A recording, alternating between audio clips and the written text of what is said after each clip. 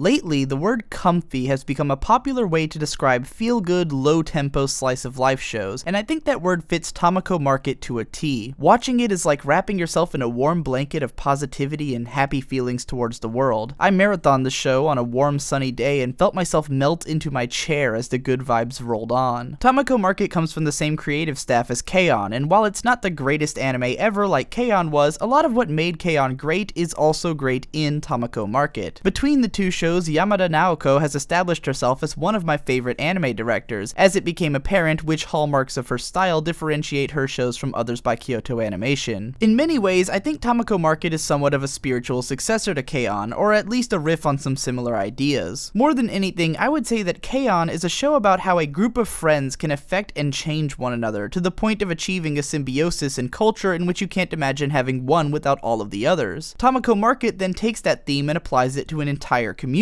namely the Rabbit Mountain Shopping Center. This connection is even represented in the show's opening theme as it relates to the second K-On! Ending theme. See how almost the exact same shot exists in both shows, but in one, the next shot brings the entire community into the picture instead of returning to focus on just the main girls. We can best see how much this community affects people through the foreign entities which get swept up in it. One after another, Dera, Shiori, Choi, and to a lesser extent Mecha all get caught in the so-called trap of unbound kindness and good-natured love that this community shares, and find themselves changing to fit the tempo of that community. No one represents this tempo better than Tamako, whose every thought and sense of being completely revolves around her being a mochi maker's daughter and the product of the place she was raised in. This community is sold to us through the same extreme attention to detail in character and setting that this production team brought to K-On! Even characters who barely get any screen time feel like living entities in this show, as it presents them with all of their own unique quirks and subtle differences. Most shows would try to achieve this by making all of the characters wacky, one-note jokes, but Tamako Market seems to effortlessly differentiate between all of these people while keeping them believable and real. Even if we don't know the town and its residents that well, the show itself does and can present us with tidbits of their lives sure-handedly. That brings me to the only problem I had with the series though, which is that it's shorter than it could have been and doesn't get enough time to explore the setting in depth. While I enjoyed the silly and supernatural edge that the Southern Island characters brought to the story, I felt they took up too much time trying to inject a plot into a show that really didn't need one to be enjoyable. Most of the best scenes came from learning the history of the town and its residents, and getting little clues into why each character thinks and acts the way that they do. The sequel film, Tamako Love Story, shows that there were good stories to be told in this town without the islanders around, but even then I kept thinking how much I'd like to get to know the other residents of the town and see more of their lives. But maybe that's a testament to just how good the little bits of characterization were. I wanted to see a day in the life of the flower girl, Kaoru, whom I'm fairly certain was meant to be transgendered, even though it's never mentioned by anyone and only hinted at in the fact that she's voiced by a man and has a somewhat masculine jawline. I wanted to know more about the introverted old coffee shop owner, Yaobi, who seems vaguely depressed all the time and puts on foreign music on vinyl while forcing bitter coffee on his patrons and imparting life wisdom. Maybe some of the island stuff could have been cut to fit more of these characters in, but I'd just as easily settle for a whole second season of the show if it explored the town in more depth. All in all, I enjoyed Tamako Market a lot, as I'm always a fan of a show that can sell me on its setting and characters through details and subtlety. I'm also a fan of shows that portray people as good-natured and communal creatures, because as a hardcore optimist, I'd really like to believe that that's how we are, even if my own house is so out of the way that I don't really get any sense of community myself. Maybe I'm experiencing it vicariously through shows like this. I certainly know that after a few episodes, I wanted nothing more than the chance to stroll through Tamako's Market and meet all of these people in person, for a taste of those croquets and, of course, a bite of that mochi.